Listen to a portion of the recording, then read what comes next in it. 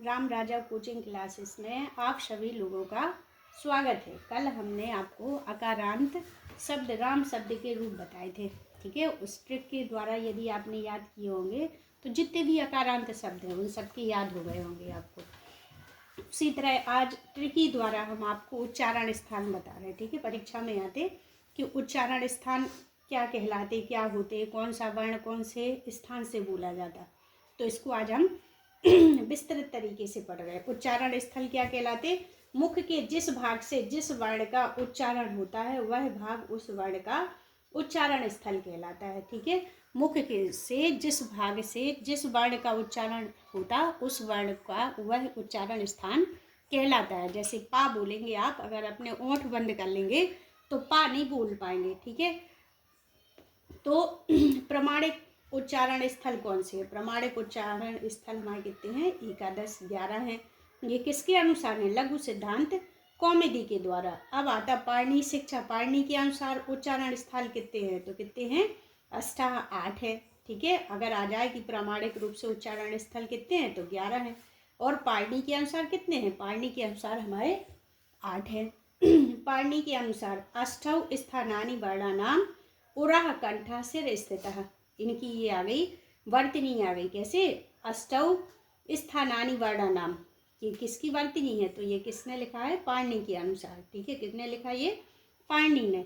अब पाणिनि के अनुसार उच्चारण स्थान 8 प्रकार के होते, 8 प्रकार के होते, यानी हम 2 भागों में बांट देते। कौन कौन से? बाह्य उच्चारण स्थल और आभ्यंतर उच्चारण स्थल, ठीक है। इसी क्रम में बोला हमें, पहले बाह्य उच्चारण स्थल और आभ्यंतर उच्चारण स्थल। बाह्य उच्चारण स्थल कितने होते? इनकी एक ट्रिक है, ट्रिक के द्वारा हमें याद हो जाएगा। जैसे हमने कहा कि ऊ का सी, ठीक है। क्या करना? आप भी बोलिए, ऊ का सी। ऊ से हो गया उरह, का से हो गया कंठ, सी से हो गया सिरा। और बाह्य आभ्यंतर उच्चारण स्थल, आभ्यंतर कौन से होते? इनकी भी ट्रिक है। क्या है? जी दा ना ओ ता। जी से हो गया जिह्वामूल, दा से हो गया दंता, ना से हो गया नासिका, औ से हो गया ओष्ठ और ता से हो गया तालु, ठीक है। तो पाणिनि के अनुसार उच्चारण स्थल कितने होते? 8 होते। इन्हें हमने 2 भागों में बांटा, बाह्य उच्चारण स्थल और आभ्यंतर उच्चारण स्थल, ठीक है। बाह्य में कितने हैं हमारे? 3 उकसी, और आभ्यंतर में हमारे जिदना ओता, ठीक है। क्या है ट्रिक? जिदना ओता। इसके द्वारा हमें ये याद हो जाएंगे। अब आता कि पाणिनि के अनुसार वर्ग कितने हैं? पाणिनि के अनुसार वर्ण पढ़े थे ना हमने, कितने वर्ण पढ़े थे हमने? त्रिषष्टि और चतुष्षष्टि, या तो 63 होंगे या 64 होंगे। त्रिषष्टि चतुष्षष्टि व वर्ण वर्ण शंभु मते मतः, ठीक है। त्रिषष्टि माने 63, चतुष्षष्टि माने 64, या माने वा माने या, और शंभु मते माने, यहाँ शंकर भगवान से नहीं लिया गया, यहाँ शंभु मते का मतलब है पाणिनि के द्वारा। पाणिनि के द्वारा इतने वर्ण बताए गए। इनके अनुसार स्वर कितने बताए थे? 21 या 22। व्यंजन कितने थे? 42। कुल वर्ण कितने थे हमारे? 63 या 64। कितने थे? 63 या 64। लघु सिद्धांत कौमुदी के अनुसार, लघु सिद्धांत कौमुदी के अनुसार हमारे स्वर कितने थे? 13 और व्यंजन थे हमारे 33। कुल वर्ण थे हमारे 46, ठीक है। और हमने जो महेश्वर सूत्रों के अनुसार पढ़े थे वो स्वर कितने पढ़े थे? 9 और व्यंजन पढ़े थे हमने 33। कुल वर्ण कितने पढ़े थे? 42। यदि लघु सिद्धांत कौमुदी के अनुसार आ जाए कि स्वर कितने हैं? 13, व्यंजन कितने हैं? 33, कुल वर्ण कितने हैं? 46। और हमारे किसके अनुसार? महेश्वर सूत्रों के अनुसार आ जाए कि कुल वर्ण कितने हैं? तो 42, स्वर कितने हैं? 9 और व्यंजन कितने हैं? 33, ठीक है।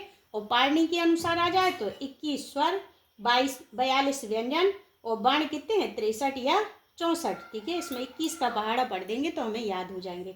अब आता कि लघु सिद्धांत कौमुदी। लघु सिद्धांत कौमुदी किसने लिखी? वरदराज ने, ठीक है। किसके शिष्य हैं ये?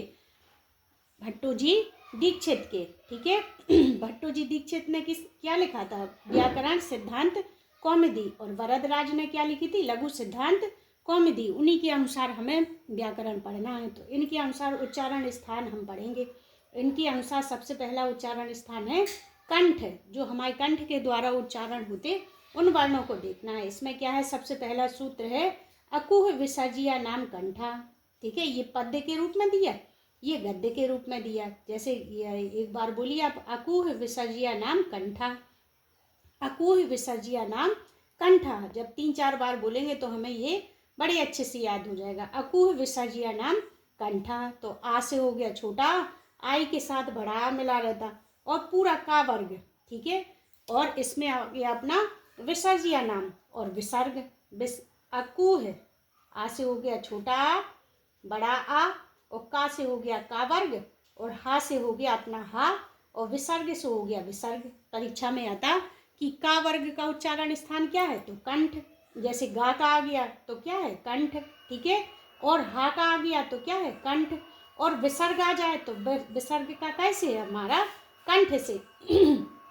कंठ से ही उच्चारित होते हैं। चाहे छोटा आ जाए तो छोटा आ भी कंठ से, बड़ा आ जाए तो बड़ा आ भी कंठ से। तो इसका सूत्र है अकुह विसर्जिया नाम कंठा। जितने इतने वर्ग हैं इनमें से कोई भी अक्षर आ जाए, परीक्षा में ऐसे ही आता है कि का वर्ग का उच्चारण स्थान क्या है, गा वर्ग का उच्चारण स्थान क्या है, हा वर्ग का उच्चारण स्थान क्या है। इकट्ठा बिल्कुल नहीं आएगा, अलग अलग वर्ण आते। तो इस सूत्र से हमें बिल्कुल कंठस्थ हो जाते, ना रटना पड़ता ना कुछ। अगर हम इस तरीके से याद करेंगे कि छोटा बड़ा का वर्ग, तो इस तरीके से भूल जाएंगे। लेकिन सूत्र के द्वारा होगा तो 1 मिनट में हम उस अक्षर को सही सही 1 नंबर मिल जाएगा। व्याकरण में बिल्कुल मैथ की तरह नंबर मिलते हैं, यदि सही है तो सही है। अब दूसरा आता अपना तालु। तालु का सूत्र है इचुई सा नाम तालु। ई से हो गया छोटी ई, बड़ी ई, और चा वर्ग, चा छा जा झा इया, ठीक है। और या और सा सीटी वाला, ये कैसे उच्चारित होते हैं, हमारे तालु से उच्चारित होते हैं। परीक्षा में आ जाए कि झा वर्ग का उच्चारण स्थान क्या है, तो तालु, ठीक है। क्या है, तालु। और जा वर्ग का उच्चारण स्थान क्या है, तो तालु। या का क्या है, तो या का तालु, ठीक है। और सा सीटी वाला, इसमें 3 सा आते हैं, इन्हें याद रखना पड़ेगा हमें। जैसे इचुई सा नाम तालु, सूत्र याद है तो तुरंत निकाल लेंगे कि भैया इसी से होगा ये। अब दूसरा आता है, तीसरा उच्चारण स्थान है हमारा मूर्धा, ठीक है। क्या है, मूर्धा। ऋतु रसाणाम मूर्धा, ठीक है। ऋतु रसाणाम मूर्धा। री से हो गया छोटी री और बड़ी री। टा से हो गया टा वर्ग, टा ठा डा ढा अड़ा। और रा से हो गया राजसी वाला, और सा ये वाला हो गया हमारा। अब परीक्षा में आ जाए कि टा वर्ग का उच्चारण स्थान क्या है, तो मूर्धा। री का क्या है, मूर्धा। टा वर्ग का क्या है, मूर्धा। तो ऋतु रसाणाम मूर्धा, ठीक है। अगला आता हमारा दंता, ठीक है। चौथा स्थान है दंता। ली तुलसा नाम दंता। ली में छोटी ली, एक ही ली होती है, इसका श्रवण नहीं होता, इसका बड़ा दीर्घ नहीं होता। ली का ली ही होगा, ता ली। और ता वर्ग, ता था दा धा ना, और ला, और ये वाला सा, ये हमारे कैसे उच्चारण स्थान होंगे, हमारे दंत से होंगे। अब आता कंठ तालु। कंठ और तालु से, कंठ से और तालु से 2 जगह से उच्चारित होने वाले उच्चारण स्थान है हमारे ए और आए। इसका सूत्र है ए दो तो कंठ तालु। कैसे, ए दो तो कंठ तालु, कंठ और तालु से उच्चारित होते हैं। अब आता हमारा कंठोष्ठ। कंठ और ओष्ठ, ओ दो तो कंठ ओष्ठ्यम, ठीक है। कैसे होता है, कंठ ओष्ठ्यम। जैसे ओ बना अपना, ओ कैसे बना, ओ बना हमारा आ और ऊ से, ठीक है। आ कैसे उच्चारित होता, अकुह विसर्जिया नाम कंठा। आ देखा था हमने कंठ से, और ऊ होता हमारा ओष्ठ से। तो ये दोनों आपस में मिल गए तो किससे हो जाएगा, कंठोष्ठ से, ठीक है। कैसे हो गया, कंठोष्ठम। कंठोष्ठम से उच्चारित होने वाले वर्ण कितने हैं, 2, ओ और औ। दंतोष्ठम क्या है, वकारस्य दंतोष्ठम। दंत और ओष्ठ से उच्चारित होने वाला वर्ण है हमारा वा। और इयम गणनम नासिका। ये 5 उच्चारित होने वाले स्थान कैसे उच्चारित होते हैं हमारे, जैसे ना ना ना मा इया। तो कैसे हो रहा है, अगर हम नाक बंद कर लें तो ये हमारे वर्ण उच्चारित नहीं होंगे, आप प्रैक्टिस करके देख लेना। और नासिका अनुस्वारस्य चा, ठीक है। नासिका अनुस्वारस्य, नासिका अनुस्वारस्य से उच्चारित होने वाला क्या है हमारा, ये है चांद बिंदी वाला, ठीक है। चांद बिंदी वाला कैसे उच्चारित होता, नासिका अनुस्वारस्य से। अब आता जिह्वामूली। जिह्वामूलस्य, जिह्वामूलम। जिह्वामूल कितने वर्ण है हमारे, 2। कौन से, ये का और खा।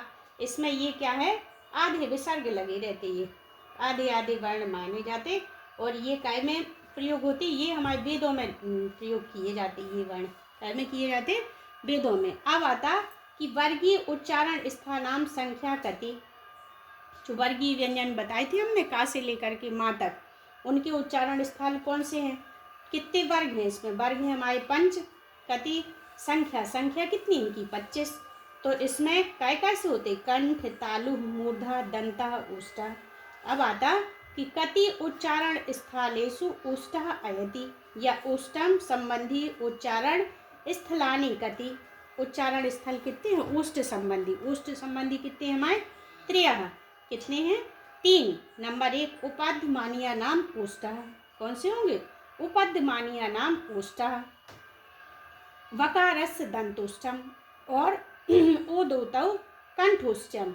अब आता कि कति वर्णानाम उच्चारण स्थलस्य द्वयम् अस्ति, कौन कौन से वर्ण के 2 उच्चारण स्थल होते, तो कौन कौन से होते, जी हो गए इयम गणनम, तो इनके कैसे होते, एक तो नासिका से होता और दूसरा होता हमारा वर्गीय व्यंजन से, और कौन सा है, ए, आय, ओ, औ और वा, ये 5, ये हो गए हमारे 5 और 5 ये हो गए, तो कुल वर्ण कितने उच्चारित हुए हमारे 10। ठीक है, कति वर्णानाम उच्चारण स्थलम द्वयम, 2 उच्चारण स्थल के कुल वर्ण कितने हैं, तो 10 हैं। इस तरीके से आप यदि उच्चारण स्थल याद करेंगे तो आपको बिल्कुल कंठस्थ हो जाएंगे। ठीक है, इसको याद करना है बड़ी अच्छे तरीके से बैठ करके। नमस्कार।